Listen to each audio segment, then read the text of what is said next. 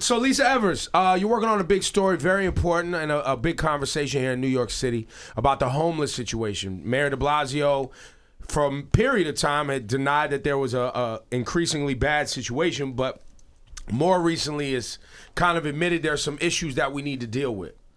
Oh yeah, he definitely has admitted there's some issues, and Ebro, anybody that's been out on the streets in the city, we've seen so many more people there, and it's really sad. I mean, you see people just sleeping on the concrete. So let me ask you, Lisa. In my opinion, I haven't seen more homeless people. I have seen more homeless people in the summer, and I've seen more people who have preferred to sleep outside, A, because the weather's nice, and B, because the shelters themselves have become unsafe. That is definitely true, but there are definitely more people on the streets. Got it. There's really no question about that. And the thing is, to get into the numbers game is a little tricky because the city officials and also the homeless advocates, the people that, bring the food wagons around and offer them support services, they say the number is 3,182. And I'm like, really? And they're like, yeah, that's the number the federal government, from the census they take every January, and that's the number we're working with.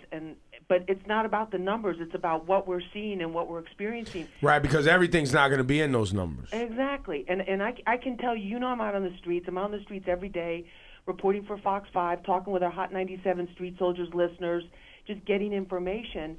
And what we see happening is it's not just people are sleeping on the streets, but we're starting to see the return of the street-level drug trade. You have the whole K2 alley on 125th Street. Yeah, that K2 situation is crazy, off the chain. It's so crazy. They were smoking K2, according to one source, in the actual shelters.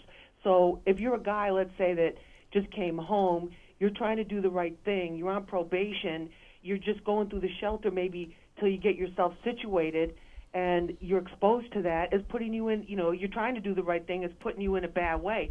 But the drug dealing thing, I witnessed that personally on 125th Street. And also in Midtown Manhattan, Lower on Manhattan, in Park Avenue in the 20s, we saw panhandlers.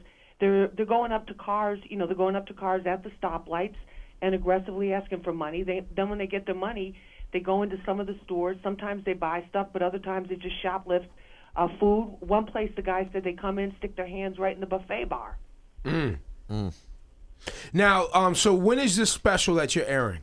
This special's airing today at 5:30 on Fox 5 News, and like Hot 97, you can listen on the Where Hip Hop Lives app, which is fantastic. And I don't know if people know how fantastic that is, the one that aren't using it, because you can listen anywhere you are on your phone. You can watch TV anywhere you are on your phone too. Yep. With the Fox 5 NY app, and you can get the Where Hip Hop Lives thing commercial free if you subscribe, so you can get Hot 97 commercial free, and we got a new station.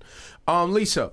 Yeah. So you're covering the problem, and it's called Homelessness, or Homeless in New York Crisis on the Streets. Right. Is any of this being tied back to the increase in the cost of living in New York City and the lack of affordable housing? Ebro, without a doubt. I mean, the whole issue, and that's one of the things that we talk about in the special, is rents have never been higher.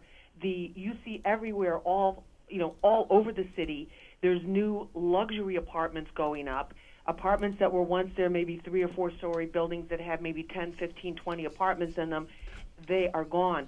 The homeless family situation is really even the bigger problem. We have nearly 60,000 people in the city shelter system. It reached an all-time high in December. It's come down a little bit because the de Blasio administration has been trying to do some some housing stabilization programs. They have a thing which our listeners should know about called Home Base, where if you call 311 and you're having trouble meeting your rent, they do have some rent subsidies available and rental assistance because they're trying to prevent homelessness.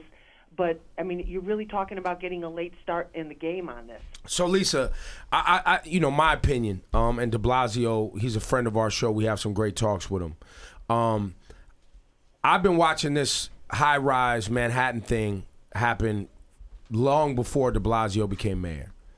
And a lot of the high-rises that are being put up on the west side a lot of that area was former nightclubs. So I noticed it when they started shutting down nightclubs up in the 20s between 10th and 11th. A lot of ones we had history in over there. Exactly. And I've been watching that get shut down in Manhattan long before de Blasio.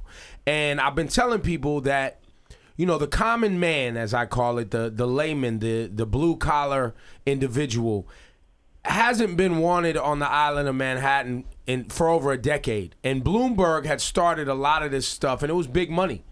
A lot of tax money, a lot of jobs were coming in, things like that. And now it's reaching, you know, critical mass because not only is it happening in Manhattan, but it's also happening in Brooklyn. Well, Brooklyn, it's exploding in Manhattan, exploding in Brooklyn. We're seeing areas of Queens, the same thing. Now there's communities there that are fighting for this.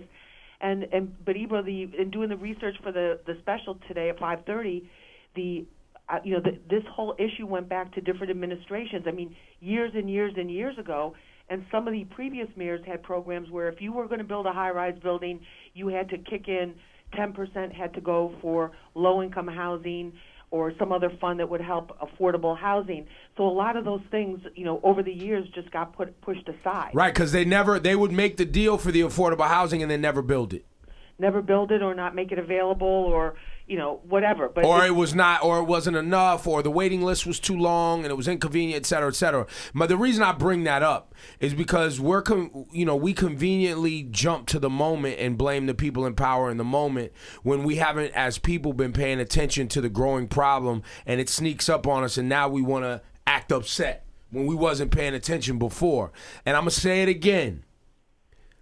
If you are not one of the rich people in New York City, the hierarchy of Manhattan and New York City and Brooklyn and everybody that's rich and all these billionaires that are moving here from all over the world, they do not want you here. They're pushing you out to New Jersey. They're pushing you way out to East New York, even farther out into Long Island. They're pushing you way, way up into Westchester County and Connecticut, getting you out of the way of this prime real estate so they can have short commute times. And us people that, not me because I make a decent wage and own a condo and I commute 10 minutes, but I know many people who are getting pushed out. And absolutely, but it's also the way the free market economy works too. And you mentioned people coming in from other countries. I mean, a lot of times we focus on people that are of the lowest income of a particular country coming in.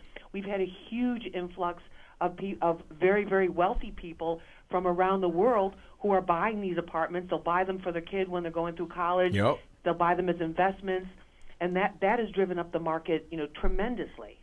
Well, Lisa, good luck with your special tonight, 5:30, Fox 5, Homeless in New York, Crisis on the Streets, and hopefully, Lisa, we'll see you cover some more of this influx of, because I just believe sometimes we're not having the right conversation, right? We're looking at homeless people on the street, but we're not really asking, okay, what's really happening to cause it?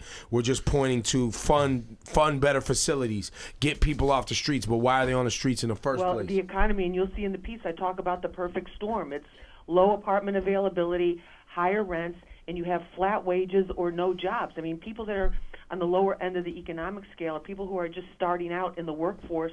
They can stay at that level of wages for years, while meantime, everything else from your subway ride to the price of food everything's going up. And meanwhile, rich business owners don't even want to increase minimum wage to help you be a little bit more competitive because they want to put all the money in their own pocket. There it is. I mean, the income issue is huge, and the statistics are there to prove it. The rich get richer, and the middle class is sinking into becoming lower income, and lower income people are just barely hanging on. Lisa, thanks for your talk always. Listen to Street Soldier Hotline 7 every Sunday. 7 a.m., Ebro, the new time, 7 a.m. That's right. And then also check Lisa on Fox 5. Thanks, Lisa. All right, love you guys. Thanks. Bye. Thanks, Lisa.